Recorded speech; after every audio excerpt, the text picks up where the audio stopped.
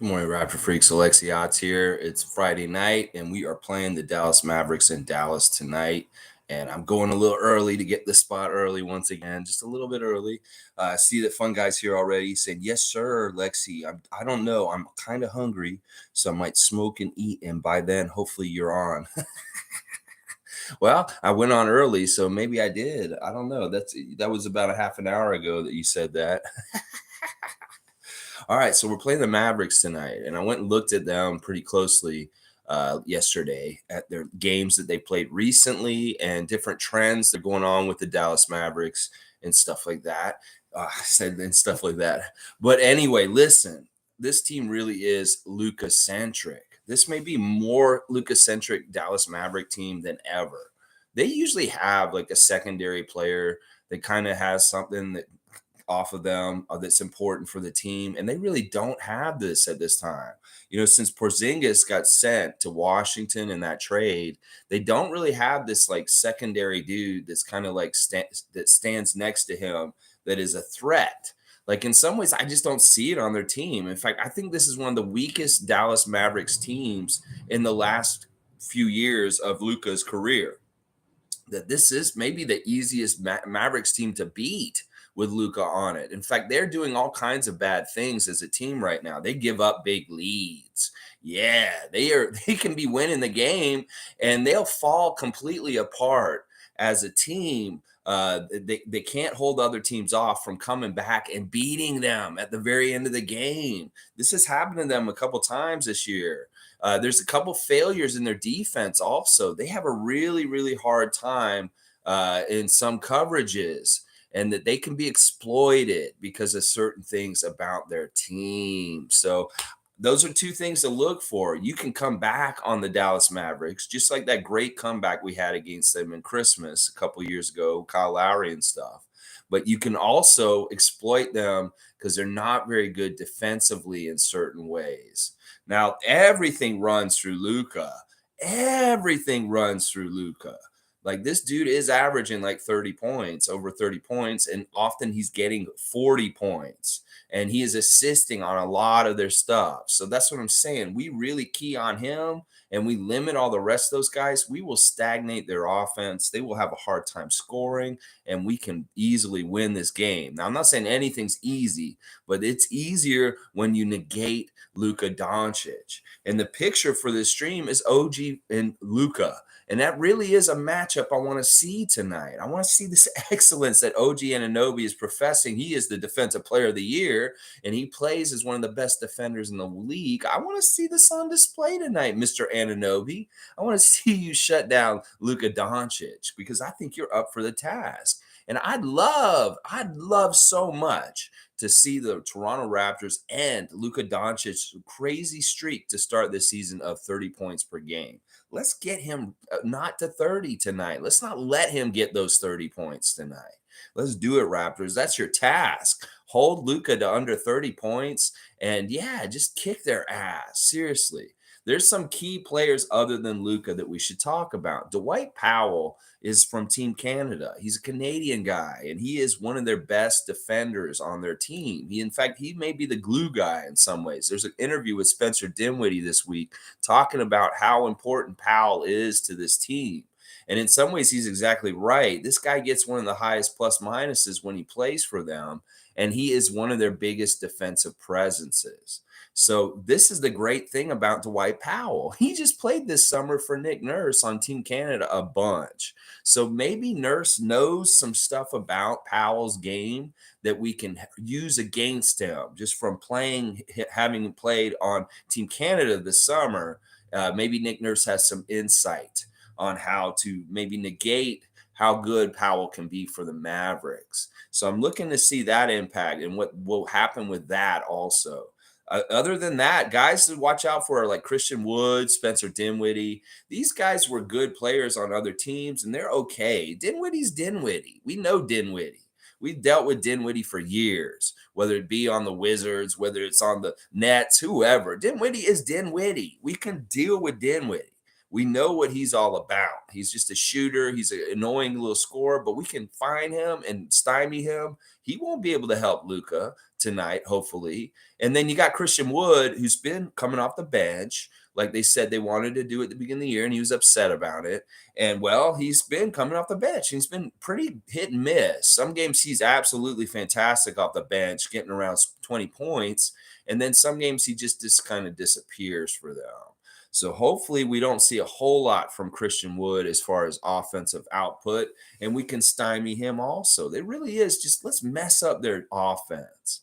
Let's really, really make Luka get frustrated with our length, the way we play, our rotations, our vision 6'9", and have him cussing in Slovenian by the halftime. That would be fantastic if we could get Luka cussing tonight.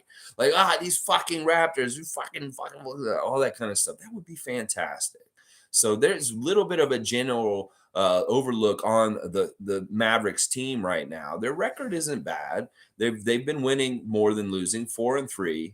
And, they beat teams that are pretty good, and pretty good teams have beat them also. And they've lost some teams. There's a good balance on their team. Like I said, I don't think this team is as strong as they've been in recent years. Some of the battles that Luka Doncic and the Mavericks have had in the playoffs against the Clippers and other teams like that, epic battles. Well, I don't think this is the same caliber team in Dallas at this point. Maybe losing Brunson was a problem. Maybe, Kristaps, they just didn't get the star power back for Kristaps from the trade that they did with Washington last year. Now, let's look at the injuries real quick. In Dallas, Frank Ntilikina is out, and so is Davis Bertans. Bertans is out. I don't mind that. Bertans is always an annoying extra three-point shooter. He was part of that deal for Porzingis. He is out because of his knee, and Ntilikina is out because of his ankle. These guys are both bench players. They're not starters for them, and they're just kind of role players off the bench. So it should really be the main Mavericks team that we face tonight. On our side of the ball, the only guy who's listed is Freddie, and he is questionable for his back tonight. Once again, Fred VanVleet, questionable tonight. But we'll see. It could be that Fred's playing. I don't know. We could be full strength tonight. Could very well be the case. So there's your injury report for the game tonight. Tom Duke, go get them, Raptors. Let's go. Tom Duke, let's go out west. Yeah, we are way too deep for the Mavs. They really look shallow. Like, I'm looking at their roster, and I'm like, all right, Luka. Who else? Christian Wood. Tim Hardaway Jr., maybe. I don't know. I mean, there's not really a whole lot of scary people on the other side of the ball for the Mavericks tonight. Maxi Kleber is somebody also to note, just for his, he's a similar role to Dwight Powell as far as a big defensive center. But I did the height test like I do against all the teams. I look at who is over 6'9" and who is under 6'9", and there are very few very tall guys on this team. There are a lot of shorter guys. And then stacking up against our team, they won't see as eye to eye with us. Luka is just below that height thing that I look at, and everybody else is below him too. A lot of them, like Spencer Dinwiddie, he does not pass the height test. Reggie Bullock, a lot of these dudes do not. They do not compare in size compared to our guys. They have a couple of big guys: JaVale McGee, Christian Wood, Maxi Kleber, Dwight Powell. But other than that, everybody else on the Mavericks team is undersized compared to the Raptors overall. So we should be in good shape size-wise against the Mavericks tonight. And so we should overwhelm them with some of the stuff that we do with our switching positionless scheme. So I like that. Fun guy saying, we love it when you say stuff like that. I'm trying to stop saying it because I noticed I've been rewatching my streams and I'm saying I say stuff like that all the time, and I need to stop. It's just a verbal dump, like a filler. There's no reason to do it. It's weird because over my broadcasting career, like a long, long time ago, I would get into these little mental ruts where I would say the same phrase and I catch myself and I train myself out of it. So this is my new one to train myself out of because I've fallen into stuff like that this year. Maybe I should call this a stream Raptor Freak and stuff like that. But I appreciate that, fun guy. Good morning, Raptor Free crew from Cool Cat. Raptor Free Cool Cat, always good to see you. And salute to Mike, Logical Raptors Fanatic. Go check out Logical Raptors Fanatic's YouTube channel. As always, always good content over there by Mike. Love it. Nameless is saying Luka's scoring 15 tonight, maybe 18. I love this prediction, Nameless. I mean, seriously, this really is the litmus test for tonight. How much is Luka going to score? How much are you going to cut off his water? You plumbing crew called OG Anunoby, Precious Achua, Scotty Barnes, Pascal Siakam, Fred VanVleet, Gary Trent Jr. How much are you going to cut off Luka's water tonight? And that's not just what he's scoring, it's what he's allowing his teammates to score also. I love our plumbing company to show up with a good crew tonight and really shut the water down on Luka Doncic tonight. I don't want to see him doing nothing tonight, nothing, and stuff like that. Yeah. Naco the Nacho saying, here's hoping Pascal gets a better stat line than Luka. Yeah, this could be the good kind of matchup to look at. We got the matchup of OG trying to contain Luka, but let's see if Siakam can outscore and be the man more in the game than Luka Doncic. There's a lot of comparisons to Pascal. He's getting into graphics with Nikola Jokic and Luka Doncic and Giannis Antetokounmpo, and all of a sudden you're seeing Pascal Siakam in graphics on ESPN with them in the category with those guys, and you're like, yeah. So maybe this is a night for Pascal to assert his superstar top 5 status by outplaying a very certifiable top 5 player in this league for a couple of years now, Luka Doncic, in the game. If he can outplay him and look like the true superstar, the best player on the court tonight, I would love to see that. Siakam, you go do that. So we have some goals tonight. Let's put Siakam, elevate him on that superstar platform by outplaying Luka Doncic. And OG, you go get that Defensive Player of the Year by showing that this team, the Raptors, is the one team that can stop Luka, because nobody else has been able to do it so far this year.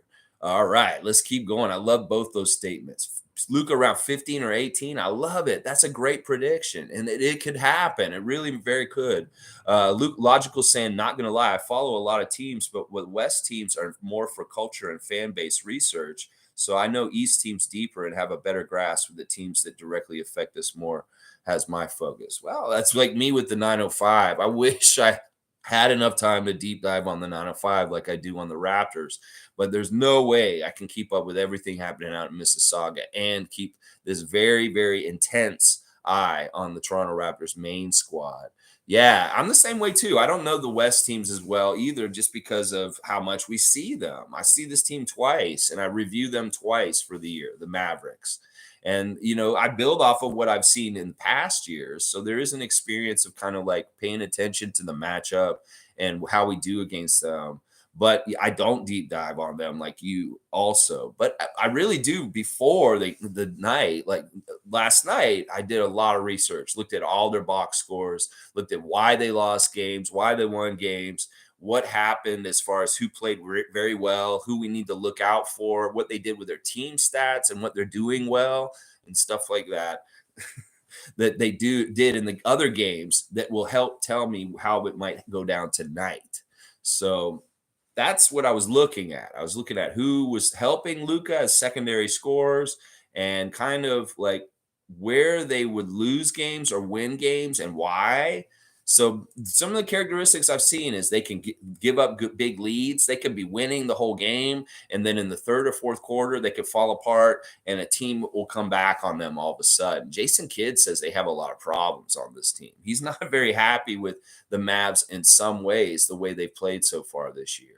So there's other defensive coverages that they're not playing well in. Like they got absolutely burned by Oklahoma City in their game, and Gilgeous Alexander. He was absolutely the man in that game and overtook Luka and helped the Thunder beat the Mavericks.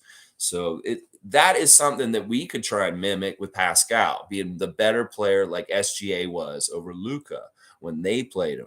Let's see. G saying Golden State lost against the Orlando Magic, now 4 in a row. Yes, the dumpster fire in Golden State is real, y'all. They tried to act like everything's warm and fuzzy after the punch. And that, oh, yeah, no, we get along and stuff. Well, you can tell there's something not right with that Golden State team? Is it because they lost so many good role players from their championship team last year, like Otto Porter Jr., Juan Toscano Anderson, different people like that aren't on the team anymore? And that just is the sum of their parts is now they're just this team? Because, Golden State's looking a lot like that year after we beat them in the championship, and they just fell into the abyss and started not being a playoff team for a couple of years. They seem like maybe they just rose up and got one more championship, and they might be one of these horrible teams kind of middling down at the bottom all of a sudden. And there's another clip. There's a clip of Jordan Poole making faces at Kyle Lowry from the game against the Heat the other night. And some people are saying, well, maybe Draymond was justified for punching the guy because he looks like a jerk. And that's what I was trying to tell y'all when that happened. I think that Jordan Poole's an asshole, and that's why Draymond punched him. And I don't agree with Draymond punching him, and I don't endorse it, but I do think that there's two sides to it. And everybody was just taking Jordan Poole's side, and they didn't realize that he's actually a real jerk. Like, he's very cocky and he talks a lot of shit. And that little scene of him behind Kyle Lowry in the game against Miami earlier this week kind of proves it in some ways. People are like, oh, yeah, well, what is this about? Like, making faces at Kyle like that. I don't know. He's a competitor and stuff like that. So is Draymond, and maybe that's part of the thing that drove between the two of them in practice. All right, let's see what Cool Cat is saying. Yep, I want to see OG wear out Luka.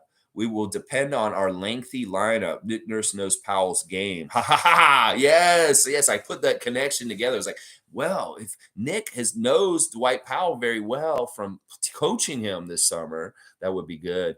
Coloco's going to start today. Kem Birch, steady game. Precious step up more. Well, we'll see. I will see what's going on with Fred as the day goes on. Nobody's in a hurry for you to get back, obviously, Fred. So take your time. If this is a good matchup for you to come back in, I'd love for you to come back because we need you to quiet some of the haters and say, look, this is Fred VanVleet. Remember, this is who he is, and this is why we love him being on the Raptors. Nameless is saying Luka is about to look real average tonight. I really want to make him look human. I really want to make him look like an average NBA player with our fantastic defenders, our fantastic one-on-one defenders, guys that can really keep up with him and really bug him. I want Scotty Barnes to get some get back against Luka. He had a hard time beating him last year. In fact, I think we lost both games to the Mavericks last season. Scotty has not beaten Luka Doncic. So in some ways, if he's keeping mental score, he's like, man, I've never beaten Dallas. And Luka, I really want to beat him this time. That he may want to go get that first win against him in his career so that he can say he defeated Luka Doncic. So that may be a part of the factor in what's happening tonight. Scotty is motivated to really beat him because he has not beaten him. He lost both games to him last year. Let's see. Luka's scoring in the 30s. It seems for them. Luka's is scoring in the 30s. It seems for them to win. Yeah, he has to. This is the thing. What I'm trying to tell y'all about this Mavericks team is they don't have a lot of firepower. So they really lean on Luka Doncic, and he is essential to have a good game for them to win. So if we can really mess him up, the head of the snake for their team, they may have a really hard time manufacturing points against our team. And there may be some strengths for our team from some of their weaknesses. Like, we may get a lot of steals on them tonight because they do cough the ball up. Well, they try not to. One of the things that they try to do is limit their turnovers. And in some games, they're very successful. They do not turn the ball over at all. They're like us in that way. The Heat are like that too. They really, really take care of the ball and try and limit their turnovers so that they won't allow us fast break opportunities. Well, let's bust that open and change that tonight. Let's really get them on some turnovers. Let's make them turn it over, whether it's OG doing what he's doing these days or whatever it is. We just want to make them turn the ball over a lot because it's one thing they don't like to do. And if we can get that to happen for the Mavericks, it'll kind of throw them off and make them feel uncomfortable that they're turning the ball over so much. And maybe we're getting easy points in transition because of that. That seems to be the flavor of the week as far as how we're playing defense and get that ball right down the court and scoring real quick. So I hope that's what we have tonight. Spicy MVP. Yes, Paul B. Yes, sing it on high. Spicy MVP outplay Luka tonight, Pascal. We want to see that, baby. Yeah. Vince Carter did a quick segment on ESPN calling Pascal top 5 right now. Something like that. Something like that. That's my other statement that I say. Something like that. Listen, that is great because Vince has not always been supportive of our team publicly in ESPN networks and said nice things about us. Well, he is for sure this time. And this is really, it signifies Vince really believes in Pascal because he wouldn't put his good name on the line, his credibility of his thoughts about basketball on the line if he really didn't believe this about Pascal Siakam. And in some ways, he's kind of risky because, oh, you just played for Toronto. That's why you were saying this about Toronto. Some people down south may be thinking that. But I love that Vince is championing Pascal Siakam and being a Raptors stand for once. We don't see Vince do this very often, where he has a really positive take on the Raptors and he's putting it out there on American television. So thank you, Vince Carter. That is something that makes me like you a little bit more from the years ago, the things that happened. We know Johnny Alvarez is here. He has taken his comment back, but we know it was probably a really good one. Monique is here. Good morning, everyone. Let's crush Dallas. Let's crush Dallas.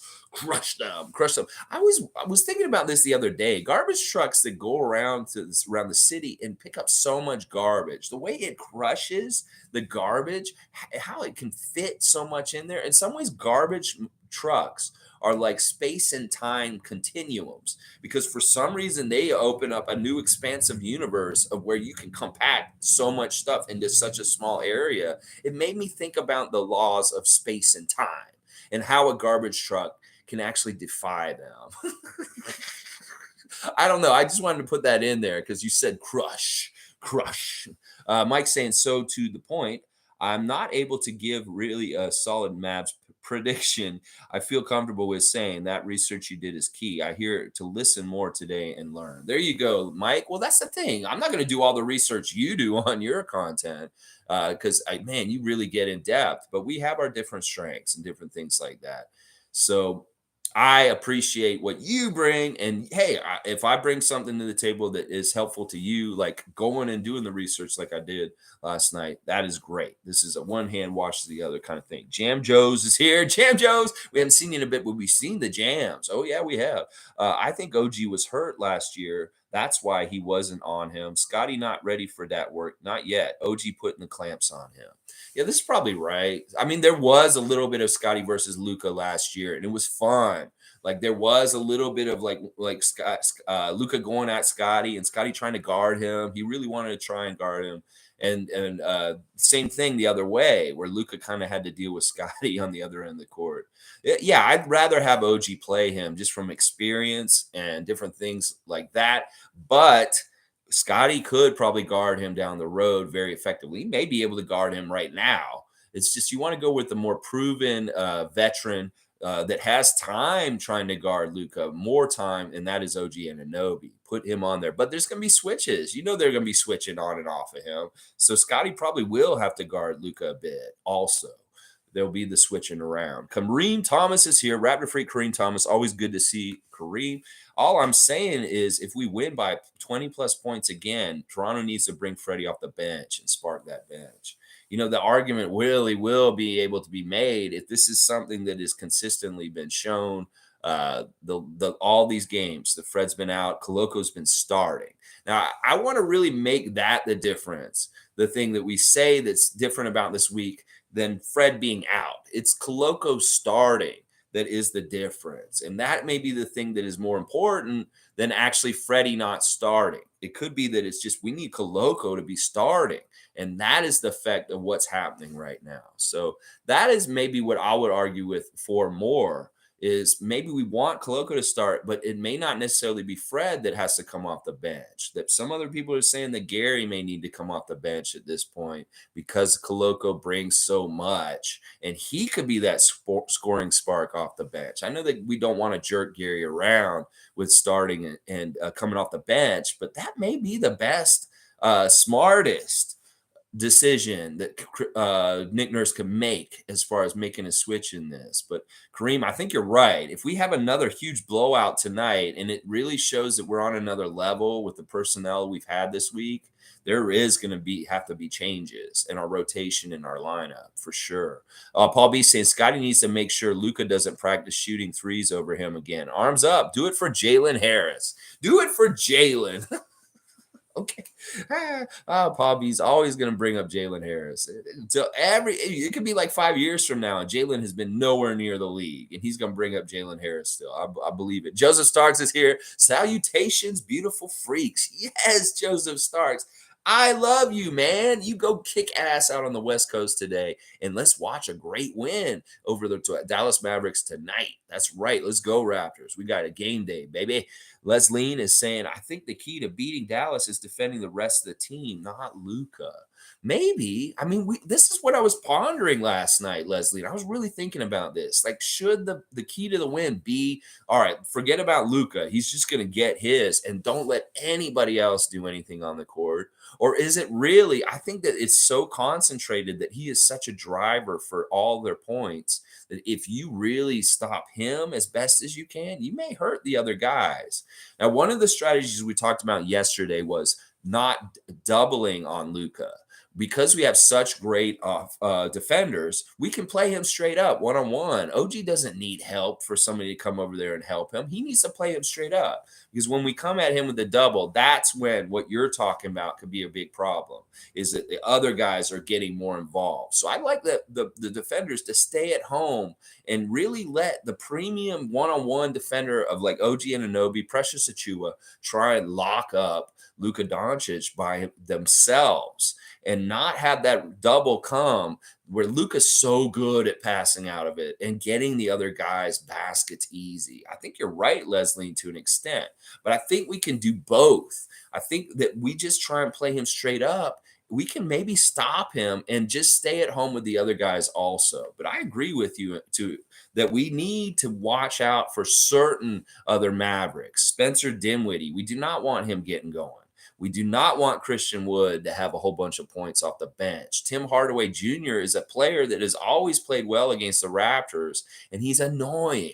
So watch out for him tonight. He is always deadly and dangerous for them in some games. Some games he doesn't do anything. He doesn't show up. But for some reason against the Raptors, Tim Hardaway Jr. often shows up and has big games. So we obviously got to look out for him. That little point guard, Campazzo, he can be very annoying in little ways. He's shown some real grit in his early NBA season. And like I said, those big guys, Maxi Kleber, Christian Wood, Dwight Powell, JaVale McGee, they're not the best offensive players except for Christian Wood. And they can be kind of like dead wood out there but they're more defensive players for them. So I think we match up really well with them talent-wise. Like we saw a talent gap between us and the Spurs a couple nights ago. This may not be as wide, but there's maybe somewhat of a talent gap overall between the Toronto Raptors and the Dallas Mavericks, just because they don't look that deep with very good talent. So different strategies. Do we really concentrate on stopping Luka as much as possible, or are we going to try and shut the water off on every other faucet on their team and let Luka just get his? I don't know. That could be a smart strategy, is let Luka do whatever he wants and let them live and die with him, but do not let the other guys touch the ball hardly at all. So I could go with what you're saying, Leslie, for real. Either way, we're going to see something. They're either going to guard him really well or they're going to really cut down everybody else. Cool Cat saying Dallas will go after Pascal with double and triple teams, so his assist might be the weapon. He hurts you in different ways. I hope Fred VanVleet sits out this game. Luka will switch for Fred to score. Yeah, I like what you're saying here. Obviously, they're going to be very much concentrating on Pascal, so hopefully this will give opportunities to the other Raptors. Dizzy B's here. Good morning, freaks.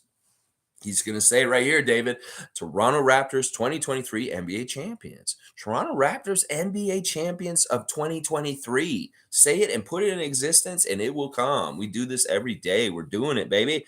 Johnny Alvarez says the Raptors are going to humble Luka real quick. I like that prediction by you, Mr. Alvarez, and I would love to see that. Let's humble Luka. Luka's so smiley and happy and gunslingery. Like let's like have him cussing and Slovenian. Let's have him frowning. Let's see that brow furrow. Yeah, we want to see Luka's brow furrowing from the attention and the madness of the Toronto Raptors team showing up and doing what they do. O.G. Plumbing is getting a lot of business at the moment. Yes, Mike. Yes, their business card is in everybody's wallet. And we want to bring this plumbing company from city to city in the NBA and just show that we can cut their water off. We'll go down to the waterworks and we'll cut down the water for the whole city of Dallas tonight. If we have to do that, we will do that. Yeah. Monique is saying top 5 Pascal. Clap, clap, clap for Vince. Vince Carter, you go, Air Canada. Thank you for recognizing Pascal. Randolph Phillips is bringing in morning blessings for us, daily blessings from Randolph Phillips. Blessings to our beloved Raptor freaks. Good morning. Another game day. I am hyped. Just need our Raptors to take things up a notch and win convincingly. Let's go, Raptors. Yes, we're used to these wins being convincingly. And we want to see another convincingly win tonight. Let's just make it convincingly and Cali's stress meter has not been a factor recently because the games have been so fun and so blown wide open. We don't like stress meters. So let's keep this game with a nice thick layer of 100% Canadian maple syrup, maybe a double-digit lead most of the game, and none of us have to stress too much, and we can just enjoy a great game where the Raptors beat the Mavericks tonight and keep a good cushion. Now, we have an interesting ref crew tonight, guys. Yes, we do. We have the star of the show refereeing us tonight. It is going to be Tony Brothers heading our ref crew tonight in Dallas. Yes. And this worries me because really he's there for Luka. In some ways, Tony Brothers is there for Luka tonight, and I don't like that. And in some ways, I hope that he's not going to be there for Luka. But when Tony Brothers is around and he's refereeing your game, it's usually because there's superstars involved or something like that. So that's right. Tony Brothers is our head ref tonight. Tony from Virginia, his favorite show is 24. He likes the Bible. He wants to visit Israel. His hidden talent is cooking. He loves to cook. And remember, he loves fried croakers, y'all. That's right. That's Tony Brothers. And his record with us when we play under Tony Brothers refereeing, we are 45.8. So 46% of the games we win. That's not very good. That's right around in the middle with Rodney Mott and Ed Malloy and those guys, Scott Foster. But the Mavs win 58% of the time when Tony Brothers referees. So that's 46 to 58 for the Mavericks, Tony Brothers, head referee. Now, the other two referees are very kind to us. I like the other two referees, actually. The middle ref is Aaron Smith. You guys know Aaron Smith. We've had Aaron Smith quite a bit in the last year. So he is a Philadelphia ref. His favorite musician is John Legend. He wants to visit Africa. And his favorite TV show is Homeland. His favorite movie is Shawshank Redemption. Aaron Smith has reffed us quite a bit. Like he reffed a game in the preseason. And he also reffed us a lot last year. And he is not a bad ref for us. We win 61% of our games when Aaron Smith is present. And the Mavs win 53% of their games. So he's actually a ref that's in favor for us statistically over the years compared to the Mavs. 61% to 53%, Aaron Smith. And then the last ref is a ref with not a lot of experience, but she is the third best ref ever for the Raptors. Currently, we win 75% of our games. When she referees, that's Danielle Scott. Danielle Scott is refereeing us tonight. We've won 3 out of 4 games when she referees, and she's only refereed the Dallas Mavericks once in her whole entire refereeing career in her third season, going into her third season right now. And they were one game, and they won that game. So they actually have a perfect record under Danielle Scott, the Mavericks, and we are 3 out of 3 and 1. When she referees. She is from Woodland Hills, California, and her favorite TV show is The Fresh Prince of Bel-Air. She loves the movie Love and Basketball. Fettuccine Alfredo is her favorite dish. Her hidden talent is photography, and her bucket list is to learn sign language. She also really likes Pinterest. So there you go. Danielle Scott, her third season. She's a young ref. and she will be our third ref tonight. So the crew is okay. Aaron Smith and Danielle Scott have been good to us, but they've been good to the Mavs also. But Tony Brothers is our head ref tonight, so we'll see. It's always the same MO with Tony Brothers. Don't piss him off. Play right, play hard, and he will reward you. You give him sass and then show him your ass, then he will give you a pass. He will come and get you. It really is that simple. Don't piss Tony off, and then he will take care of you. He will not call things against you. So it really is the team that pisses him off first. He will go after and start calling shit on. So it's that normal thing. Tony Brothers, y'all. Let's get ready to rock and roll. Yeah. Shane Waters is here. Good morning, Raptor Freak family. Got our first snowfall last night here in Okanagan. It's a chilly day, much like Luka's game's going to be tonight. Frozen. Let's go Raptors. I probably brutalized that pronunciation. I'm sorry, Shane Waters. No disrespect. But yeah, I hate to hear that you guys are getting snow out there, but it is November. We are in the second to last month of 2022, November, and there is going to be snow showing up in places around Canada. And luckily, we haven't seen anything here like that. In fact, it's kind of a sunny day out there. We've had some really weird fog in Toronto this week.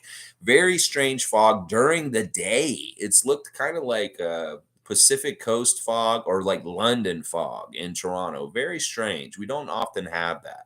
It's not foggy today, though, but it was very foggy last night and during the day yesterday, which was kind of cool to see daylight fog like that in the middle of the city, really low on the ground, too. But yeah, snow. No, we don't want any of that over here. You guys can have that out west, and we'll wait. We'll wait over here in the city. We don't necessarily want that yet. Joseph Stark saying, light bulb. Bing! It just dawned on me. The fact that OG is currently going through the same come to Jesus moment Boucher did last year, accepting the type of player you are, and then poof, take off. Evil laugh. I love it. I can read evil laughs. I can tell when they're evil laughs, when they're written like that. You know, I don't know if the epiphany is that pronounced or like such a significant one moment, like the Boxing Day game against Cleveland for Chris Boucher last year. I don't know if actually OG's had this epiphany. I think he's just running the same way he always has. That this is just him. He's been doing this. I can't really discern this difference. Now, I want to see him shut down Luka tonight. Let's see what happens with that. Mike saying, Mo, you see the 905 availability, really great stuff. Got 54 views in 17 hours. That's the official Raptors 905 account, too. Cool to see all the pictures of the 905 players and a bit of the clips from the open practice and the things that are going on with them. I watched the media day availability with their general manager and coach Eric Curry. It was cool to hear the different things they're saying. Reggie Perry really is a leader on that team. He's come back from last year, and Eric Curry is really like, it's kind of dumb what Eric said. He's like, I don't really know a lot about this team from last year, so or who was on it, who was doing what. I'm like, dude, go pay attention. Go look at their stats. Go learn about their team last year. Come on, man. Because you're inheriting this team. You're the head coach. Go figure it out, Eric Curry. Well, yeah, Reggie Perry was a great player for the 905 last year, and he's already showing early leadership for them in their early season. And that's rightfully so because this dude's been around. He's in his third year now, and he is a veteran of the 905 from last year. He knows about getting called up and coming back and stuff like that. And that can help the young guys like Ron Harper Jr. and different people that are coming up, like Gabe Brown, that kind of expertise. But we have a lot of solid talent on that 905 team, and it's going to be very fun to see how well they do this year. I think they're going to do very well. And thanks for bringing that up, Mike. Paul B. saying, how many players have played for the Raptors and won titles with other franchises after their Raptors tenure? Marco Bellini is one. Okay. You mean how many won titles with other franchises? So they don't have to be titles with the Raptors. There's been a few. There's been quite a few over the years that have done this. Paul, I'd have to do the research and get it compiled for you and figured out if you want to know exactly. But I know that there's a list of maybe about 10, maybe 10 to a dozen players that this has happened with, where they played for the Raptors and then went on to play for a championship team. There's probably a lot more than you think. Let's see. Jam Joe's is saying we got to look out for these refs too. Yeah, Tony Brothers. Listen, I don't worry about Aaron Smith and Danielle Scott. They're good refs. They're friendly refs. They're going to be good. We'll be fine with them. It's Tony Brothers. It's he's cantankerous. He is a personality. He is a reputation that precedes him. And at least the Raptors seem to work well with him to a degree. I think that Tony Brothers may like Scotty Barnes. I think that Tony Brothers gets along with Fred VanVleet, that they can talk to each other, and there's a respect that is earned already that Fred has with Tony, that maybe that helps. Pascal Siakam may finally get respect from Tony Brothers because he's getting the spotlight as a top 5 player in the league right now. So that's the kind of stuff I'm wondering about. Will Tony respect Pascal? Will Tony respect OG and what he's doing? Does Tony really like Scotty Barnes, like some people are speculating? Because it does seem like he is a affinity for him and is looking out for him already with his early career. He's not getting the same kind of bad calls from Tony Brothers that a Raptor normally would. He's actually getting favor without having to earn it. As a young rookie, he was already getting favor from Tony Brothers. So there may be some hidden perks to having Tony Brothers out there instead of like detriments, things that are bad. So who knows? Let's see. Maybe Luka gets a little cocky and Tony turns on him and says, oh yeah, you think you're bigger than the game, Luka? Well, watch. I am bigger than you because I'm Tony Brothers. I'm the referee of all referees, king referee. And I will show you I have the power and flex it. Yeah, there'll be all kinds of different stuff like that. Hopefully, we'll just really watch Tony Brothers tonight because he is a part of the equation for sure. All right, here we go. Ghost is here, guys. Let's hear what Ghost has to say today. Fred needs to go. He doesn't fit this team. Everyone shoots over him, and Jack Armstrong is the most cringe commentator. All right, this is Ghost in Sixers clothing. This Ghost was out on Halloween and went from house to house, and it was just a sheet. A kid made a really cheap costume. Just put a sheet, cut some holes out, and put it over their head. And then when they pulled it off, they were wearing a Sixers jersey underneath that sheet. That's right, Ghost. We know you're a Sixers nation, and this is exactly why we don't need to trade Fred VanVleet or get rid of him, because this is what Philadelphia fan wants so bad. The Ghost is a known Sixers fan, y'all. Are we going to listen to him that Fred needs to go, that he doesn't fit this team anymore? Why does Sixers fan want Fred off our team so bad? That's what I got to wonder. Why would they want that? Because they hate playing against him and they understand that he makes our team better. So this is a very good reason for why we don't want to get rid of Fred. Just to piss Sixers fan off more by having him on our team, because that's what they want. They don't want the headache of having Fred in our lineup when we match up with them. That's why they want us to get rid of them. They see that he's down and they're like, oh, you got to get rid of him. Plus, I know Ghost is probably upset because they see that James Harden is going to be out for a month now because of an injury. And they've lost 2 of their second-round picks over the next couple of years for tampering before the free agency window was open with Daniel House and PJ Tucker. Well, you lost 2 of your draft picks over the next 2 years because of tampering. And in fact, we knew that was going to happen. We talked about it this summer when it happened. And well, they came and circled around and gave you guys the punishment for it. As far as Jack Armstrong, you get what you get, Ghost. You get Jack Armstrong because he's a fantastic broadcaster that everybody loves hearing his great singing voice and his bonjour, get that garbage out of here. All that stuff. We love that stuff. There's nothing cringe about that. Sometimes old man cringe is fun. Like I'm old man cringe sometimes. But younger viewers can watch me and be like, man, I love his cringe. He's so stupid and crazy. It's fun. Well, Jack Armstrong's a little bit similar to me in that way. That his cringe is kind of silly, like Ron Jeremy. So we love Jack, and you get what you get. You do Bush League stuff, you get what you get. And I'll say that over and over again in honor of Jack Armstrong and him being real in that moment and being a real basketball old head. And this is how he thinks and how he feels as a coach that used to coach in college basketball and stuff like that. This is what Jack would say. You get what you get. You Bush League stuff, you get what you get. That is a coach. That is an old school New York coach. And yeah, we love him. So there you go, Ghost. Don't trade Fred because that's what Ghost wants, y'all. We don't want to make Philly fan happy. Monique saying, let's go 905 starts tomorrow. Now, November 10th at home. All right, cool. I'm gonna find out. I gotta go find the 9:05 schedule and put it on my calendar so I can see when all the games are. Cool Cat saying, I think Vince now has a good relationship with the Raptors organization. He is supporting the team. He embraced his role he had on the Raptors. Time heals wounds. Yeah, him retiring really helped. I really wanted him to come back and play for us one more time near the end of his career. I think that would have healed things way better for me. That if he had actually gotten that dream pickup at the end where he was really our bench dude and he was around with DeMar and Kyle, that would have helped me a lot more. I really took what Vince did to heart, and I still don't believe.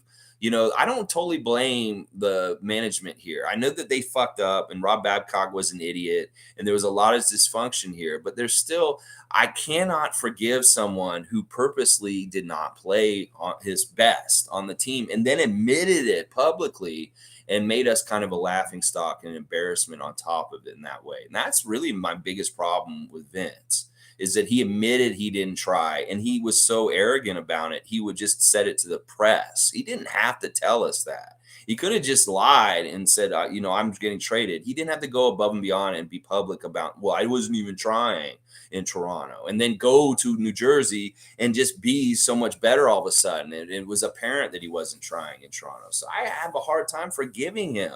I have a very long memory and I remember every moment of the timeline with Vince Carter. Some of the younger fans don't realize everything that happened and the drama throughout it all and stuff. So I have a hard time forgiving him because not only did he do that at that time, he slandered us in the media for years as an expert in the NBA, as somebody who covers the game as a color guy in recent years and also in the past. He really became more like a Brooklyn person because he was really rooting for the Nets and really kind of on like Jason Kidd, Richard Jefferson, that kind of group. That became more of his identity as who he was anchored with in his NBA franchise home was the Nets. And that's part of the reason why he's a turncoat to me, a Benedict Arnold, because he went to the Nets side. And in some ways, he's more of a Nets icon than a Raptors icon. He should always be a Raptors icon for his dunk contest. But in some ways, he was more family and familiar with the Nets organization than us. He got disconnected from us for a while, but maybe he's trying to reconnect back a little bit better. That's fine. I know he showed up and come back for the 20th season. He came back and waved to the crowd. He was there when we won the championship, all that kind of stuff. But still, there's things about Vince that piss me off. And I can't fully forgive him, but he's okay with me. And I will honor his legend as a Toronto player and what he is important for the Carter effect and how he helped the game in basketball in Canada. But I'm glad that things are getting better. And I'm glad that he said this about Pascal this week and stuff like that.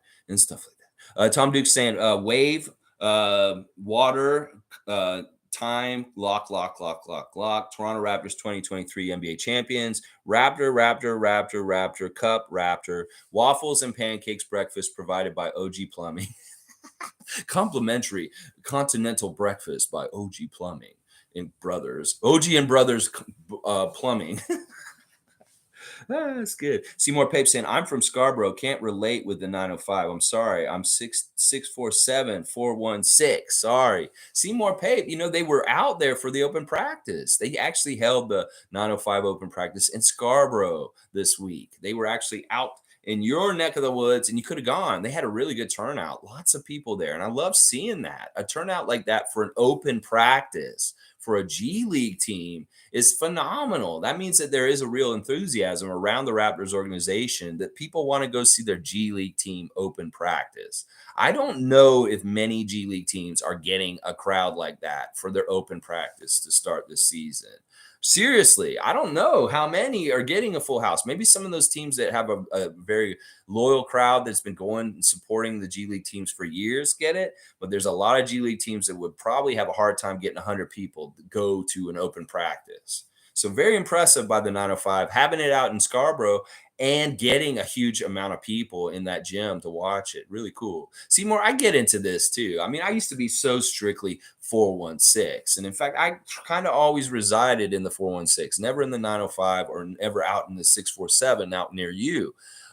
So I can get a little bit like this. Yeah, I'm not Scarborough. I'm not Mississauga. I'm Toronto. But we're all greater Toronto area. And I get it. You're a Raptor fan. That's fine. And, 905 is cool. They're our farm system. And, it's not, some people just don't have the time to pay attention to them also. It's a lot of basketball.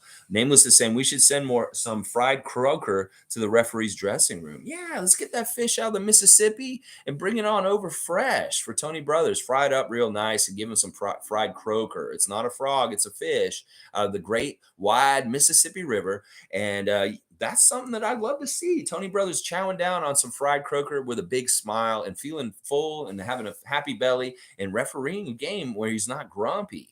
So maybe this is a good idea. Somebody get some fried croaker DoorDash to him or something like that. Somebody know the DoorDash app down in Dallas. Maybe you can do it and figure it out and send him fried croaker. If you can find it on a DoorDash menu down there, that would be cool. Uber Eats, whatever the companies. I'm not endorsing the DoorDash. In fact, I shouldn't because they're garbage in some ways what they're doing with their service. It's so messed up. But yeah, some food app. Maybe we can send him fried croaker even from up here in Canada. Figure it out, Raymond Jacob. All right, let's see. Logical saying ghost, aka fart. Another great fart take. Smells like home cooking. I like ghosts coming in here. We need opposing viewpoints. We need people that aren't really on our side to come in and balance things. So, Ghost, thank you for coming in and giving us your 2 cents. Your Jack Armstrong hate just makes us stronger. Yes, let the hate flow through you. We will take it and bring it and internalize it and build it into dunks and layups and fantastic moves by our Raptors. That's right. Yeah, Ghost is cool. I like Ghost. Even though Ghost is, he's like, to me, he's kind of like Casper. He's not really there.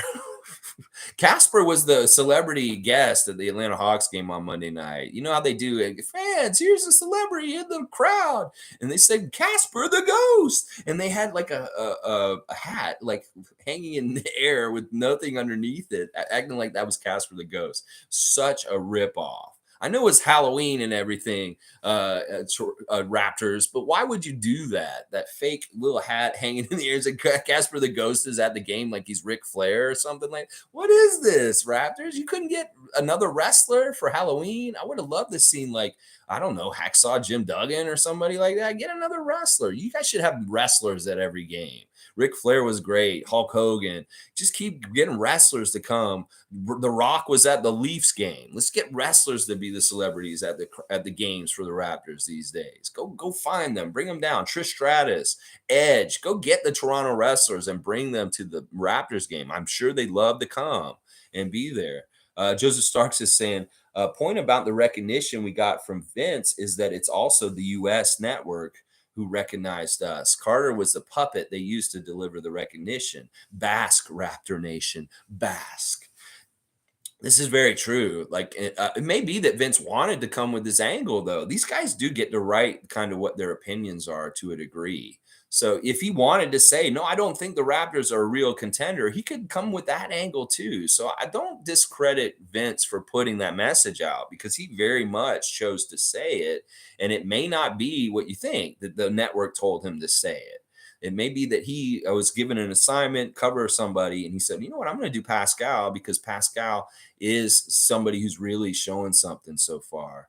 So we'll see. I don't know. I think that we're just in general getting much more recognition all of a sudden because they know they have to. They're hedging their bets. They know that they're going to have to pay attention to us because they've seen the writing on the wall as far as how good we are. And they have to start really respecting us in the media as far as saying this is a good team and these are good players. And Tom Duke's saying fried croaker for everyone.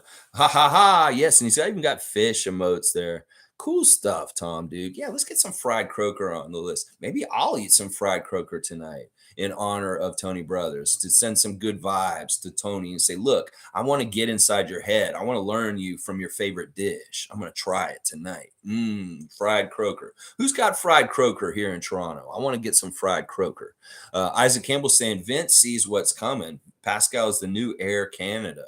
Pascal is the new Groat. He's the new Air Canada. I like that nickname for him, actually, Isaac Campbell. Air Canada, like spelled that way, Air Canada. Maybe that's Scotty. Maybe Scotty's Air Canada, actually. He's the heir apparent Who knows? Monique saying, shut up, Ghost. More news on Primo, shaking my head. All right. I didn't know if I wanted to go into the dumpster fires that are going on right now this week, currently, Kyrie and Josh Primo, but we will. Since Monique brought this up, there's a lot more developments with Josh Primo that are really kind of messed up. Now, we found out that he has exposed himself to his psychologist. That's who is the complaint and has the lawsuit against the Spurs and him. And the timeline basically goes like this. In December of last year, Josh would come in to his sessions with her, and this is his side of the story. He would be wearing some shorts, and his junk would be hanging out, and he didn't even realize it. Is what he's trying to say. That he would come and he'd sit down, and they'd have their sessions, and they'd be talking, and she'd be like, "Oh yeah, well time is up, and sorry you have to go." And apparently, he had his stuff dangling out because you could see it up his shorts or something like that, and that's how he was exposing himself to her. And she didn't tell him. And apparently, like they had so many sessions where his shit was just hanging out. Maybe it was on purpose. I don't know. He's trying to say it wasn't, that he had like just loose shorts and that his dick just happened to fall out. It was just hanging out. But it happened multiple times. She said it happened 9 times. That maybe he just had certain shorts he wore to the psychologist and they weren't appropriate because his junk was hanging out. And well, the argument from his side is, I didn't even know that my penis was hanging out and that you could see it, and you didn't bother to tell me. Oh my gosh. So I don't know what to believe in this. He's saying that he was unaware that his penis was able to be seen. And it was just that he was wearing something that was open and she could see it every time.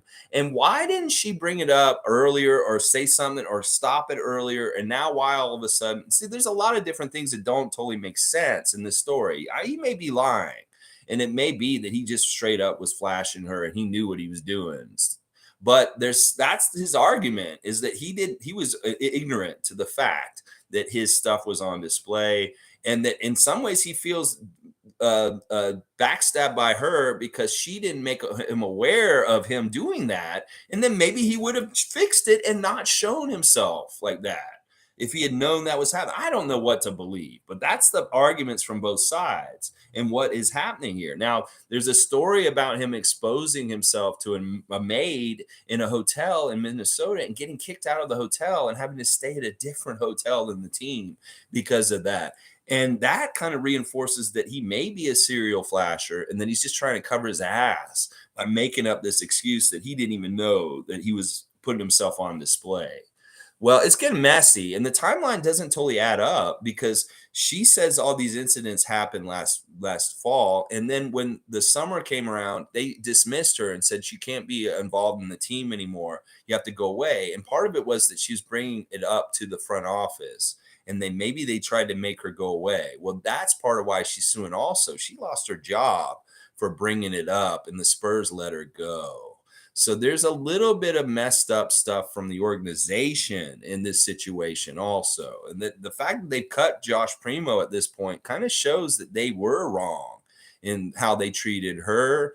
And this fallout could be really weird. The Spurs organization is a good organization, and that's why this is kind of messed up. They get beat down by us on Wednesday night, and then now they have all this crazy lawsuit with the psychologist and Josh Primo. So it's just a bad situation all around. But there's the insight from his side, and what he's saying, I don't know if it's true, but he's trying to say he just wore loose shorts and that his stuff was hanging out. He didn't understand. He didn't even know that, not until later.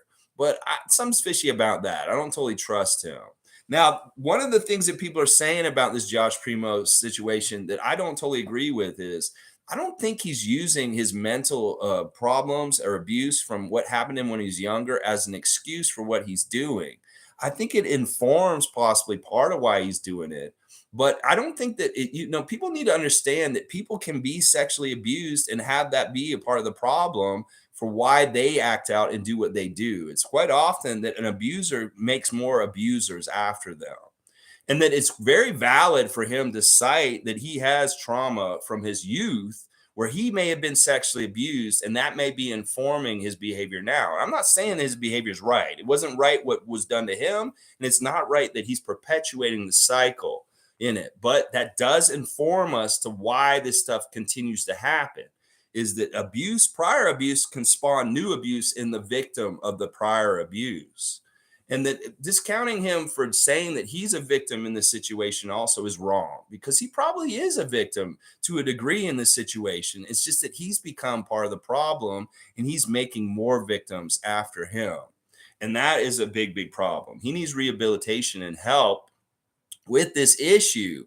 But I think it's also wrong for people to say that he isn't a victim in this, because we have no idea the trauma and the abuse that he suffered as a young child that may make him act out like this. It very well could be that somebody was doing the very same thing to him as a kid, and that is part of the reason why the cycle has persisted. So he may just need real help and understanding. But once again, we don't know the whole details. But there you go. There's a little bit of a deep dive on the Primo thing from what I've learned in the last couple of days. Mike's saying definitely was one of the 54 views. I'm not sure what you're talking about. Let's see. Seymour saying Sixers, Celtics, Nets are dumpster fires. Knicks are trash, except RJ because he's Canadian.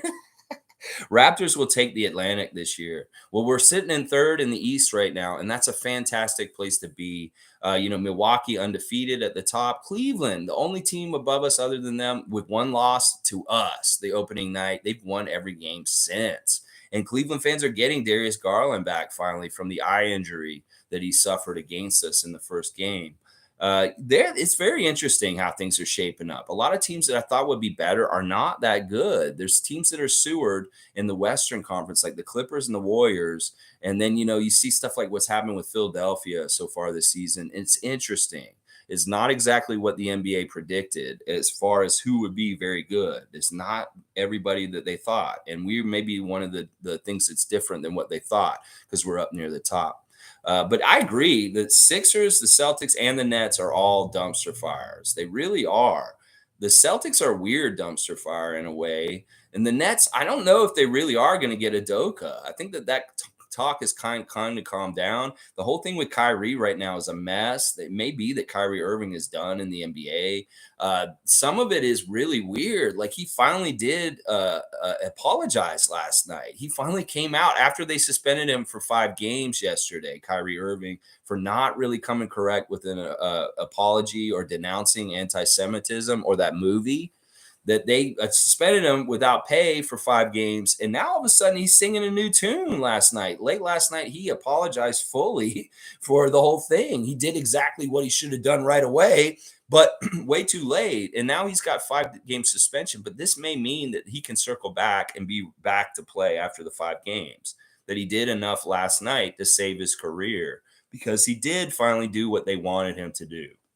Adam Silver was saying, I'm going to have a meeting with him, a sit-down meeting with him very soon and tell him this. Well, Kyrie said, whoa, I'm losing money, and this isn't really that worth it to me. Okay, I'll go ahead and say what you guys want me to say. And he did that last night. So some people are very happy about that. But the Nets were smart. Like Charles Barkley said, why would these people want to pay him money if he's going out with views like this and stuff like that? They have to realize that he is an employee and he has bosses, and some of these people that he may be talking, some of the views he has may be people that are Jewish, and they may not want to have him around on the team. So this is a really dumb situation he got himself in. It's not a hill he wanted to stand on, and I understand why. Listen, his argument is right too in some ways. He said, I cannot be anti-Semitic because I know where I came from. And he's alluding to the content of the book and the movie that he's talking about, which talks about how Black Hebrews are the original Jewish people, and that he is in himself from a Semitic background. So it's not like he's like saying, how can I hate something that I am myself in, is kind of what his argument is. And once again, I want to give the viewpoint of both sides, even if it's a knuckleheaded viewpoint compared to whatever's happening, like the Primo thing just now. I think that Kyrie, in his mind, logically was saying, it's like, well, look, I can't be anti-Semitic because in some ways I come from Jewish people, and I recognize that. The book that he's championing is about talking about how Black Hebrews are the chosen people, and that they're chosen over above every person else in the world. And that these were the people that were chosen by God to be the chosen ones. and that the world has kind of fought against that and sullied it, messed it up with things like the slave trade and different things like that. I understand it's a very interesting narrative and stuff that they have in that book, and there may be some real factualness to it. But the stuff in that book that's really bad is that it talks about certain Jewish people as being satanic, as being from the devil and demonic, and that is anti-Semitic. And that is why the content in the book that he was promoting on his Twitter is so bad, because it continues to perpetuate ideas about Jewish people that are just fucking wrong. And there have been things that have been put out there for years and years to demonize them and to make people hate them and want to do violence against them. And that's why this is really bad, Kyrie, and why it wasn't cool, is because that book puts out ideas that Jewish people are people that are evil, and that they're subhuman, they're like demons. And that is not a good thing to put out in this climate, in this world today that has been built by MAGA and Trump and the hate and the white supremacy and stuff.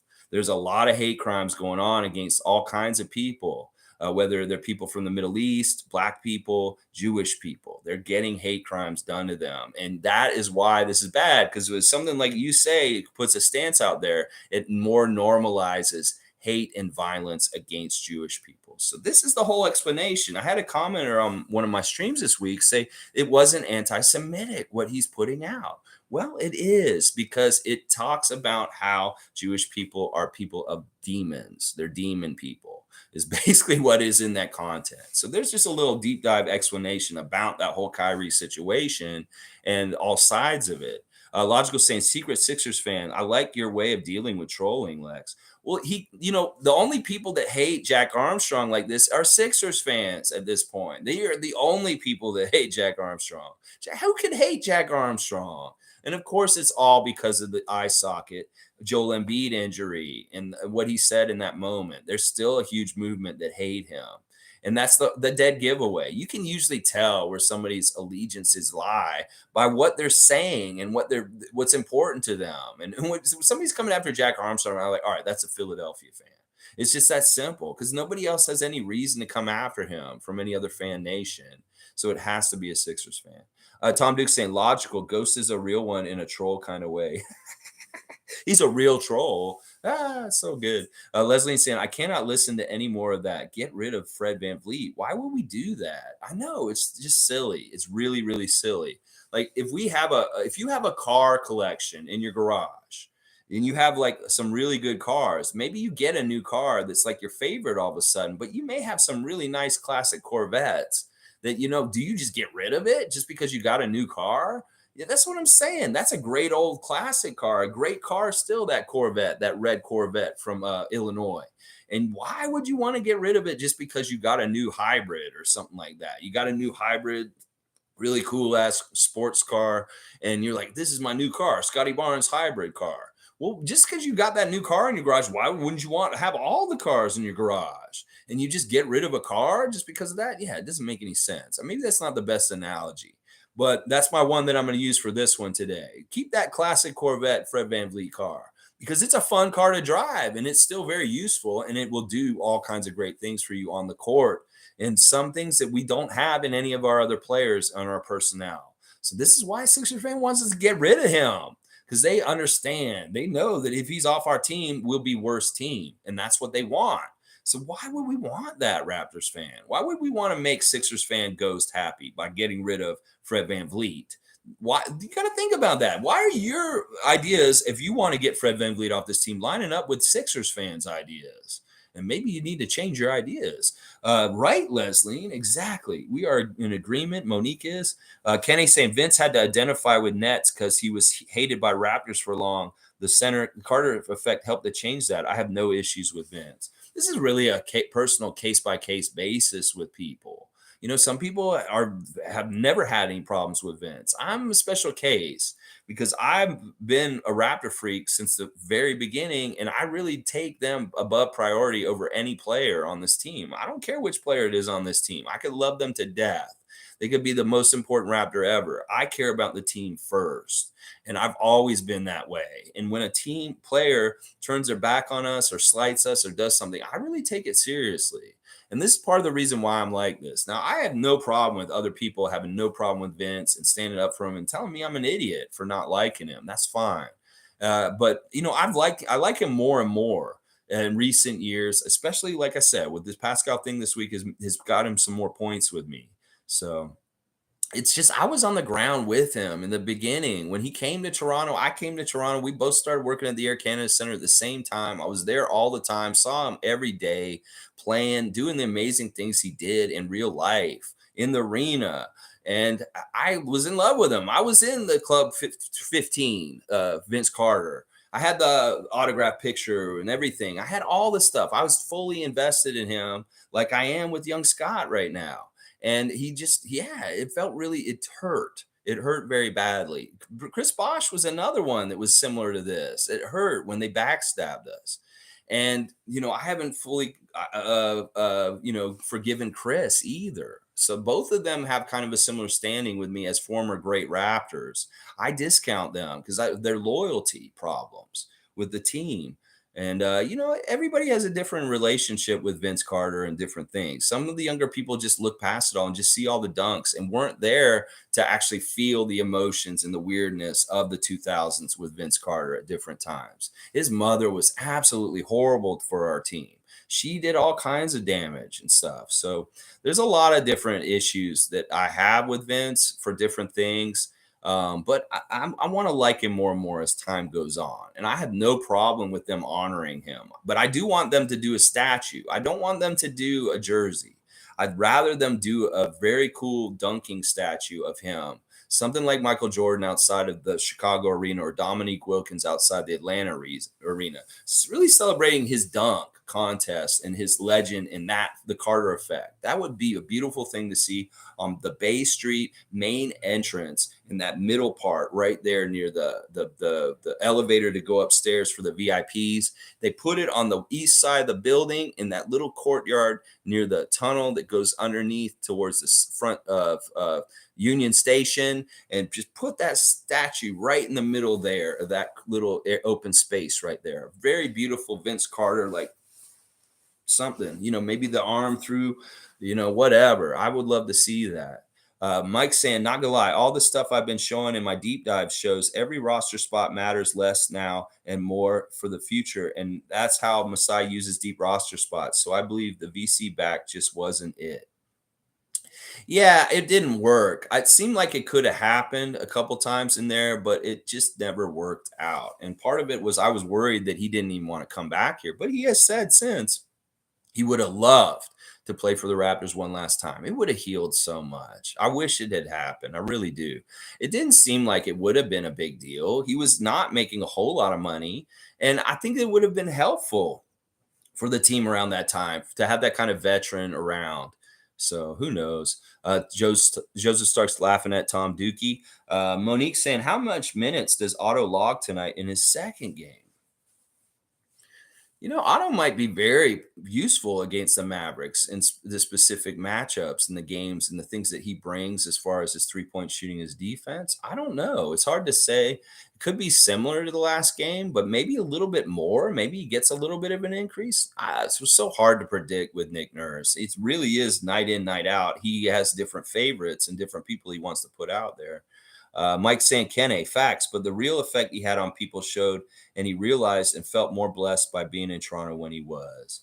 He really did have a huge effect on the country of Canada for basketball, and I cannot poo-poo that or discount it. It is such a huge factor. He is one of the most important figures in basketball in the country of Canada, and I won't disagree with that.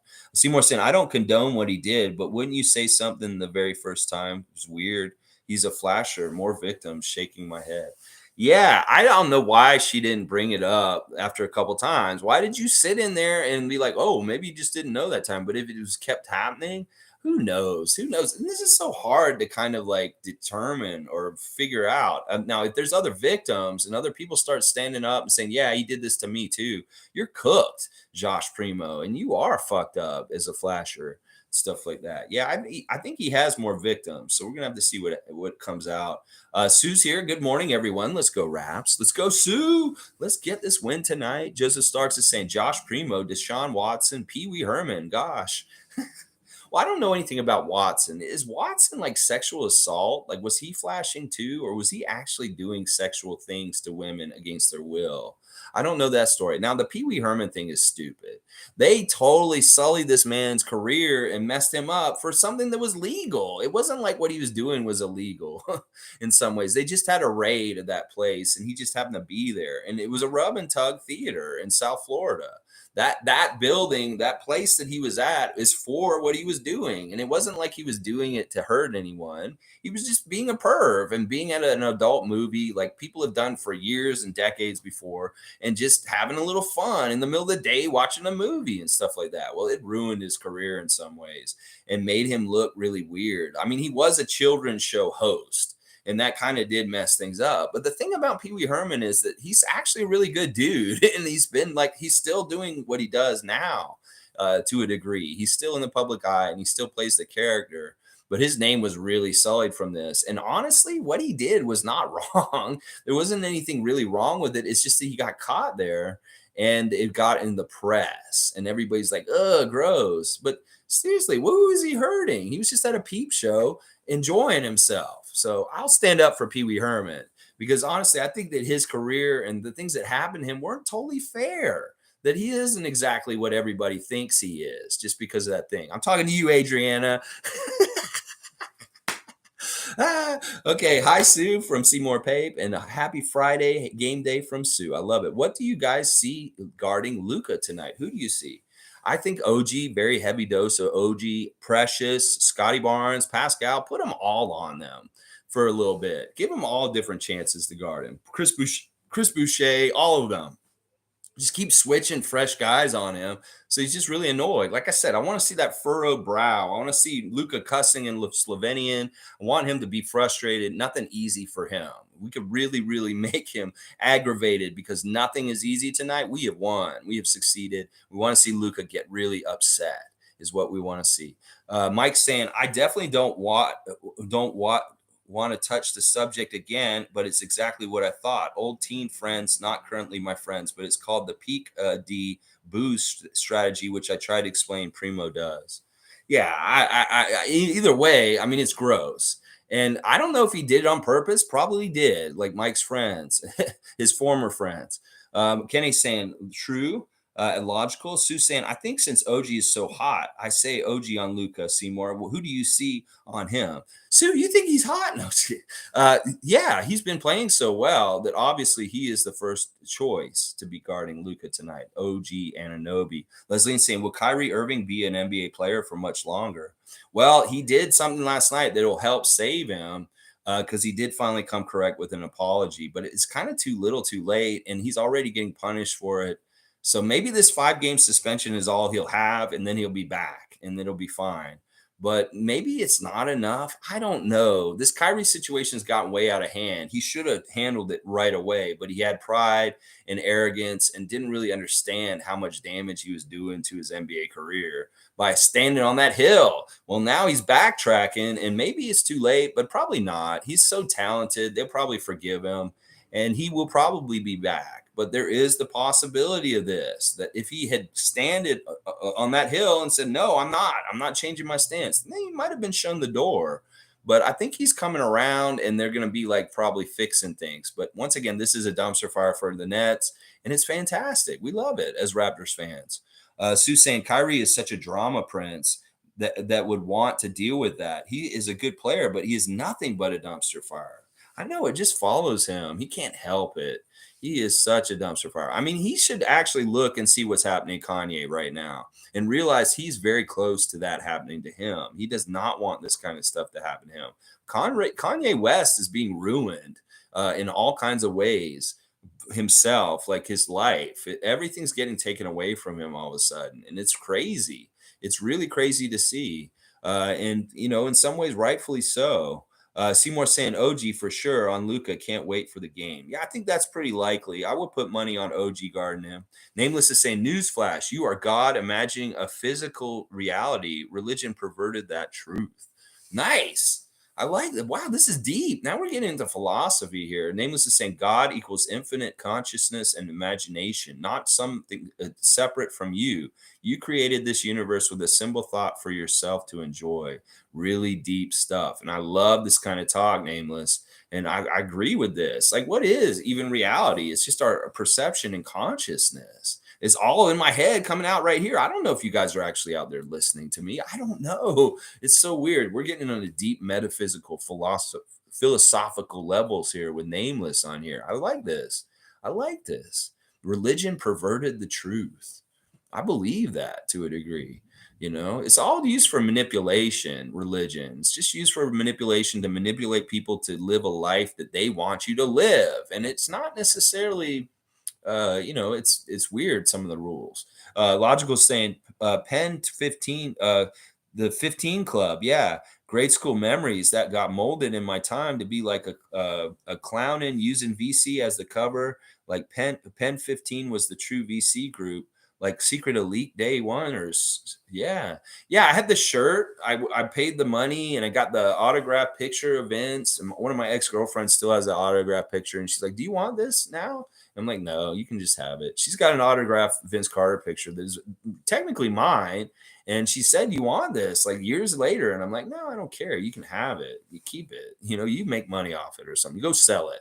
So that's how little I cared about Vince at a certain point. I burned that Vince Carter Club 15 shirt after he left, like a Raptor freak would. And I turned my back on him, just like he turned his back on us. I really felt it for real and went through it all and stuff. So you were in that club too, Mike. Ah, cool. November 3rd, 1995, 27 years now. How many of you reflecting about yesterday? I love seeing that old clip of the egg hatching. Monique from the very first Raptor game ever played, November 3rd, 1995, yesterday, 27 years ago. Carlos Rogers, Willie Anderson, Alvin Robertson, Damon Stoudemire. Great days. The Raptors starting off. Such a good time. Thank you, John Batove group. Thank you, John Batove. Joseph Stark saying, we act like disgruntled woke ex-girlfriends when it comes to Vince. We forget about the good times and only talk about the breakup and bad times. Hell hath no fury than a Raptor freak scorned. I try to balance this. And I know a lot of people think I'm crazy with not liking Vince still. I read the We the North book by Doug Smith, and he really supports Vince and his decisions that he made at that time. In fact, Doug was the idiot who messed things up for Vince in some ways. And that's part of the reason why he wrote that book and tried to clear Vince's name, because he realizes he's the idiot that fucked up the Toronto people liking Vince, because he wrote these articles too soon. And he said some of this stuff about what Vince was thinking, and it really kind of screwed things up. Even though he was being honest and truthful, Doug kind of made it worse. And in that book, he kind of really does stand up for Vince, overly stands up for him, and kind of says some stuff. And I'm like, nah, that's not exactly how it went down. And I know you're trying to just make up for something you fucked up with your reporting around that time with Vince Carter. So I agree with this. This is very true. But once again, there's ways of doing things where you can do things right. Kyle Lowry is a great example. I hate what happened to DeMar, but I can't be mad at DeMar. I can be mad at Chris Bosh for making a decision to go the easy route and go join up with LeBron and Dwayne Wade in South Beach. Yeah, I can be mad at him for that to a degree, just because it was like he chopped the franchise player off of our team and really hurt us when he did that. I can be mad at Vince because he admitted that he dogged it. And to me, that is one of the biggest cardinal sins you can make as an NBA player, is to not try your hardest. You're making millions of dollars, and it's in some ways your job is very fun. So when you tell me that you didn't try your hardest on purpose for certain reasons to sabotage things, I have no respect for you, and that in some ways you're dead to me after that. So that is the biggest thing that he has had to come back from, is that I know and he didn't have to admit it. Like I said, he did not have to put it out there that he did that on purpose and let everybody know about it. Just keep that deep, dark secret to yourself, Vince, because it was damaging to the Raptors franchise when you did that. It really was. So there's a lot to it. It's not very simple. Monique saying Mo knows. Mo knows. Mo is a historian. Mo is a 905 expert. Mo is just a super fan, creme de la creme, ranked number one, A+ super fan, Raptor freak, super fan, Monique Lawrence. Yes. Nameless is saying, technically, Lex, you are sitting in front of your imaginary camera talking to yourself. I know. I don't know. You guys could be computer generated comments. I know Monique is a real person, though. I met Monique. So I know at least she's real. I don't know about the rest of y'all. Monique is saying, great strategy. I love this. Put Luka in foul trouble, please. Now, this may be why Tony Brothers is the referee tonight. To look out for Luka and make sure that the Golden Boy stays on the court and that he isn't in foul trouble. This is something we should look at tonight. Let's look at the normal things, the bench scoring. Whose bench is scoring more points? Let's look at our assist total tonight. Let's look and see if Luka Doncic gets in foul trouble or is Pascal Siakam in foul trouble tonight. We want to see which one of the superstars may be in foul trouble.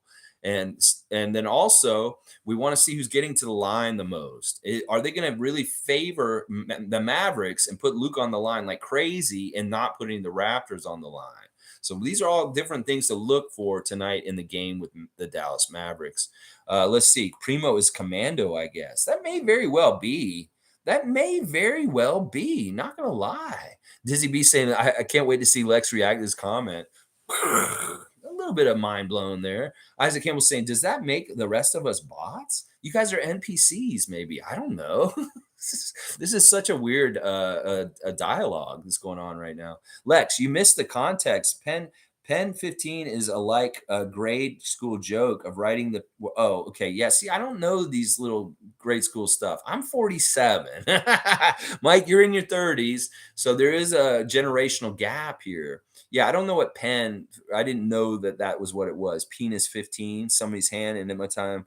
Okay, yeah, this is child stuff that I was past this by this point. And also, you got to remember, I'm not a Canadian kid growing up here. I grew up in the States in Tallahassee, so I didn't go to school at all in Canada. I'm not a product of any educational system in Ontario. I didn't go to any level of school other than daycare at preschool when I was a baby, very, very small.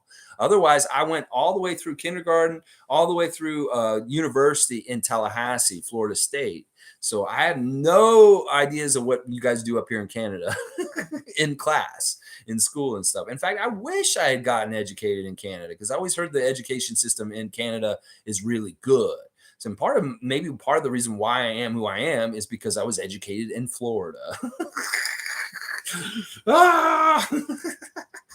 All right, let's keep going with what we're supposed to be doing here. And that's the real mascot matchup, y'all. Last time we saw the real mascot, the Raptor, he was getting out of a car and running away from a fake journalist who was actually just a helper to these crazy nurses that are trying to keep him locked up in a sauna and like trying to kill him. So this guy, Harry, who's supposed to be a news hawk, a reporter, is actually, he figured it out, like in the car riding with him from his questioning, that he isn't who he's supposed to be and that he is actually working with Nurse Annette and the Cavalier nurse. So he made a barrel roll out of the moving vehicle to get away from Harry, and he ran right into the woods. And he sprinted so fast, like that spur of the moment run. He went so far and so fast, like 43, what's a good unit of measurement? Maybe not yards, not 43 yards, something bigger, maybe like a furlough. 43 furloughs away into the woods, and he escaped Harry because he got so far ahead of him. 43 furloughs ahead, 43, like Pascal, like the score the other night. And so he got so deep into the woods, he lost Harry. Harry could not find him, and they were back to square one and trying to recapture the Raptor and putting him back in his cell that they want him back. So he's out in the woods and he's walking around and he comes across a wild horse. There's like a horse in the woods, and you can tell it's wild because it doesn't have anything like done to it. Like it doesn't have any horseshoes. It doesn't have its mane combed. It's all natted up, and it's just a wild horse in the middle of the woods. And the Raptor's like, whoa, this is a horse. I like this. This is kind of cool. Maybe I can travel around on this horse. Maybe the horse will let me ride it. So the raptor's like, hey, buddy. And he kind of grabs a clump of grass and he's trying to feed it to the horse and trying to make himself friendly to him. He's talking to it. He's like, oh, and it's a real horse. It's not a mascot. It's like him or something. It's not like a weird, this is a reality based mascot matchup year. Okay, y'all. This isn't fantastical or anime or anything. This is really grounded in real world at this point. So the horse is like a real wild horse. And he's like, I'm going to try and ride you, buddy. So he's like going to try and hop up on the horse. Well, what's going to happen to the raptor? Is he going to be able to ride this horse? Or is the horse going to buck him off and get away from him? We'll find out next time on the Real Mascot Matchup. I'm very curious to find out if the raptor can take this horse under control and use it to ride around. So we'll find out. There you go. There's your Real Mascot Matchup. Monique saying, keep building those subscribers. Good to see. Good stream per usual. Thank you, Monique.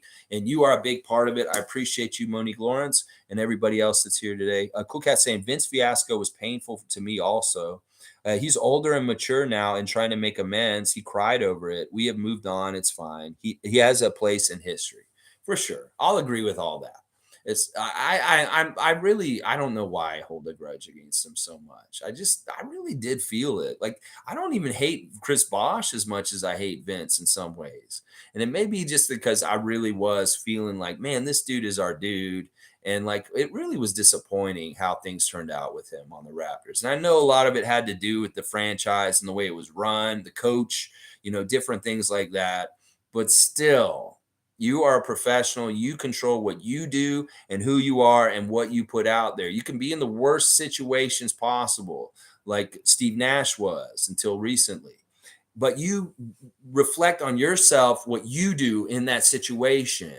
And that's what I'm saying. Vince, you kind of messed yourself up by doing what you did. You didn't have to do that. You could have been the bigger man and said, I'm just a professional and I play my best no matter what.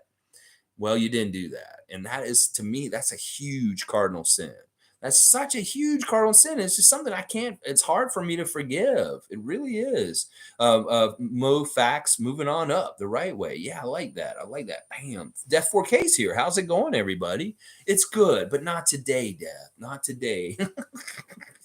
I'm a fun guy saying, yeah, probably also because he was a childhood letdown when he left.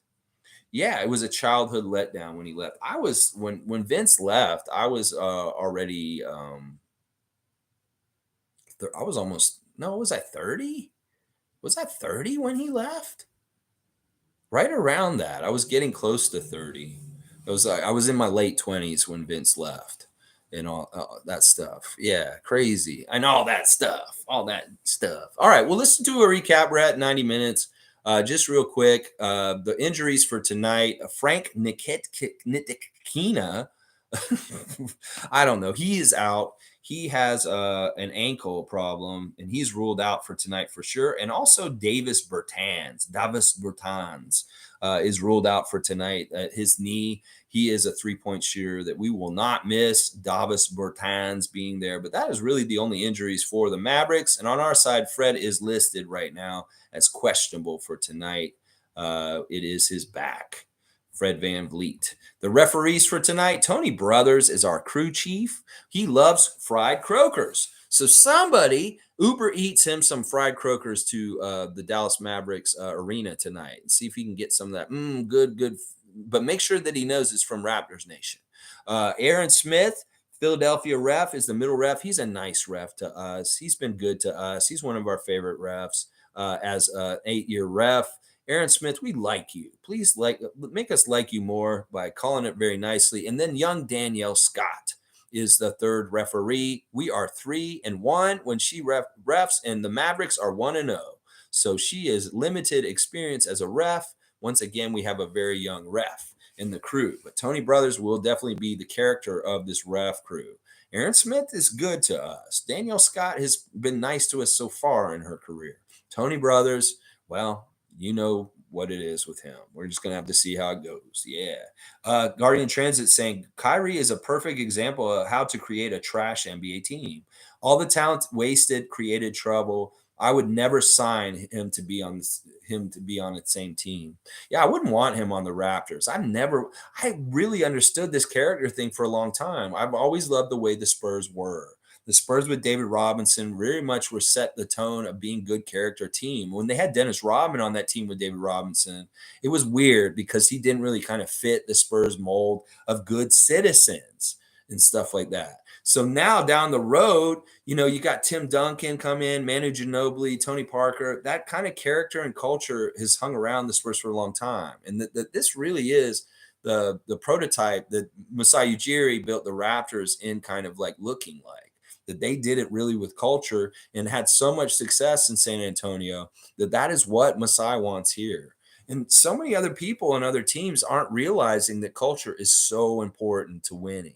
That if you don't have good culture, you have toxicity around your team, you're going to lose. You're going to be on the dumpster fire rankings, and don't expect for you to have a realistic chance to win a championship because it takes so much to get to that height of winning a championship that you can't be dragged down by unnecessary drama and bullshit like Kyrie Irving, things that are happening to the Lakers, the Imadoka, whatever it is. That stuff, it makes it harder for you to win in today's NBA because they are literally huge distractions. It's very, very, very important to know. And that's why I don't like any bad character guys being on the Raptors. We just didn't build this team to have anybody that is going to become a potential Kyrie Irving. Isaac Campbell saying, I think I still have a signed Vince jersey if you need another prize giveaway for the stream. I do hope we have a nostalgia moment of reckoning and bring back former personalities. We the champs. Yeah, I like bringing back old Raptors and having them hang around. It's cool seeing CJ Miles recently. Gary Trent Sr.'s around the team, obviously, because of his son. I'm all about that kind of stuff. Isaac, listen, if you want to do this with your Vince jersey, we could make the winner of the Fantasy Basketball League get your jersey. If you're okay with that, if you really want to donate it, that would be fantastic to do. Is to send it to whoever wins the Yahoo Fantasy Basketball League that we've started this year. I was trying to figure out a prize for it, and Scott B had offered to buy a Pascal jersey to be the prize, but a signed Vince Carter jersey for the winner of the Fantasy Basketball League, that sounds really kind of impressive, but that's up to you. You don't have to do it, but that's a very nice offer if you do want to do that. Just let me know, and we'll figure it out. Philip Oliver Holes. So you're a Florida man meme, eh? Exactly. And I wear it proudly. I mean, I've done all the Florida man stuff. Trust me. I've been swimming with the alligators. I've gotten arrested and sat in a holding cell with a Hulk Hogan lookalike that got arrested in his underwear in a Burger King drive-through. I've had all the craziness that you can find in Florida. And that's part of the reason why. It's like, listen, people that come to Toronto are from every part of the world. They're from different countries, different continents, different cities in Canada, different places in the US. And well, I'm from Florida. I'm a Floridian Canadian. And that is a special type of Canadian. It's a little bit of a weird, crazy edge and a little bit white trash. That is definitely me. I'll wear it and honestly, and I'm fine with it. There's nothing wrong with it. But yeah, there is a bit of I have Florida man stories out the wazoo, and some of them are about me personally, and most of them are about people that I knew. But yeah, there's a lot of crazy stories from my time in Florida and the different things growing up in Tallahassee, in the capital of Florida, and seeing life from down there as a Canadian kid growing down there. I was born here in Toronto, but I moved down there when I was 4 years old and basically was raised down there as a Canadian kid with a green card. So there's a little bit of a weird relationship I have with the States, having grown up there, and I am American also, but I'm always been loyally Canadian the whole time I was down there. And I got so much grief for being that Canadian kid in class in the public school system of Florida. And it really has kind of shaped my personality in some ways, being the outsider most of my life. So that kind of informs my whole perspective as a Raptors freak, and why I stand by the little guy and root for the underdog is because I was that guy that was marginalized as a kid for being the Canadian kid. stuff like that. Blame T-Mac too, Lex. No comment. Yeah, I could blame T-Mac to a degree. Although, he was young and got really bad information from his handlers. At that time in the NBA, it was before the superstar period. People would say stupid things. And I'm glad it's not like that anymore, because they would go crazy with the roster we have right now in Toronto. That you shouldn't have too many superstars because it takes away from things. And that was the big argument about Tracy. He was like, you can't be there in Vince's shadow. You can't both cohabitate and be on the same team and get yours also. So they were telling him, you will never be your potential, Tracy, if you're in Vince's shadow playing next to him. And that he really bought that. And that's part of the reason why he went back to Orlando. And it's also he wanted to go home. That was part of it also. But they did really, in hindsight, he said, well, why couldn't I stay there? I see Ray Allen, Kevin Garnett, Paul Pierce get together and win a championship in Boston. I see these guys do this down in Miami, the big three. Why couldn't we have done that, Tracy and Vince? Why couldn't we have kept the band together? And it was really the mindset of the NBA world at that time that you can't have a team that's too stacked with superstars like that. And that was part of the reason why Tracy had to go. It was people were telling him, you're going to limit your career if you have to play next to Vince. And he really bought into that. And that was part of the reason why he left.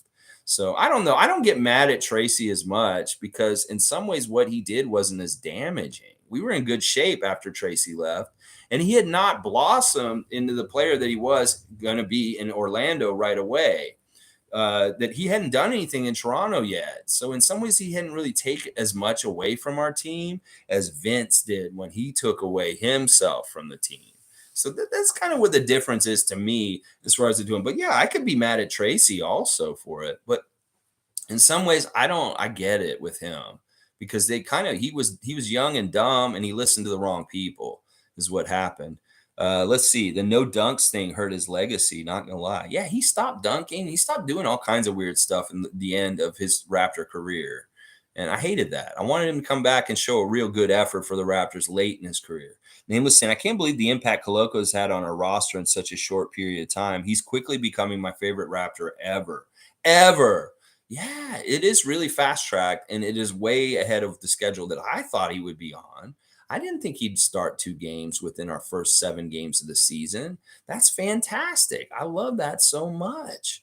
I'm a fun guy saying, damn, you look younger than I had assumed. No, I'm going to be 40. I'm 47 right now. I'll be 48 next year, just a couple of years away from 50. Logical saying, cue the I'm an American man. I'm an American man.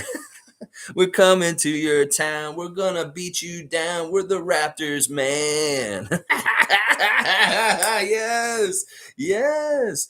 American woman, stay away from me. I used to sing that song all the time in high school. It's like American Girlfriends. I'd be like, American woman, get away from me. All right, Isaac saying, "K, I will mail it over. It's an it's a North Carolina stitched Nike jersey, Fleer authenticated. Got it from MLSE at the stadium after Vince left. I got the ticket stub, bought it at the game versus Pistons, April 3rd, 2005. Isaac, only do this if you really, really want to. You were so generous with what you sent for the meet and greet, all the cards that we got. And only do this if you really, really want to. I don't want you to do this. If you change your mind, you want to keep the jersey, that's fine too.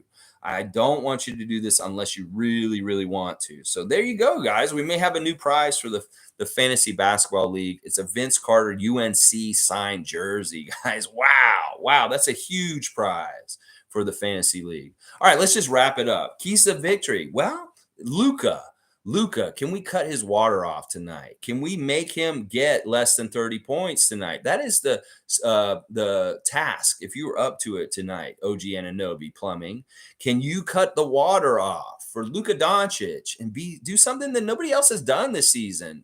Cause him to not score 30 points. And do we do this thing that some people in this chat have said?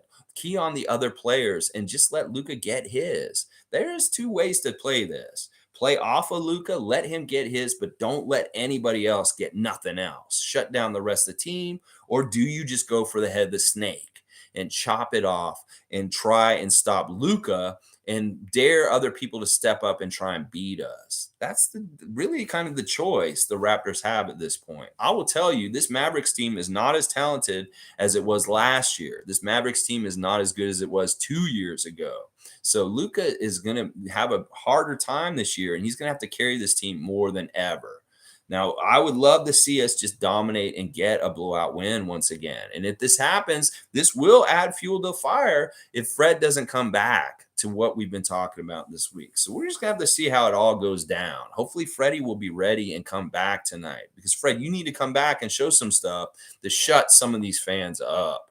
Just purely for that. Foul trouble, foul trouble, foul trouble. That's right. Monique wants Luka Doncic to get in foul trouble. We'll see if Tony Brothers will allow it. Nameless is saying one day Koloko will be bodying up Barnes and shooting right over him like he's not even there. I hope you're talking about Harrison Barnes, because we do not want Koloko and Barnes against each other. We want them on the same team, playing together and being overpowering as a combo. G saying they were able to shut down Trey and Murray. They have defenders. Yeah. Okay, so they were able to. The Hawks were shut down by the Mavericks, or we shut down the Hawks. I think we shut down the Hawks. I don't even know if they played them yet. So you're talking about us, not them. Logical saying that could be worth a lot in the future. That framed with a ticket is a real piece. Not going to lie, full info. Well, we'll see. It's up to Isaac. He doesn't have to do it. And he knows full and well probably what that's worth and stuff like that. So it'll be interesting. We'll have to see. Yeah, no pressure. We don't necessarily want that to happen. Raptors. Yeah, you meant the Raptors. Because I was about to say, I didn't see the Mavericks played the Hawks yet this year. So good job. Good stuff. Thank you for bringing your insight and your comments. And thank you for the plans and the ideas of how we can beat the Mavericks tonight. I love all the input from everybody. And it really is a hive mind that we have here on this Raptor Freak channel. We all come together with different ideas and strategies. And who knows, maybe they do watch us a little bit. And they're like, let's see what the people are saying. Let's see what the Raptor Freaks are saying.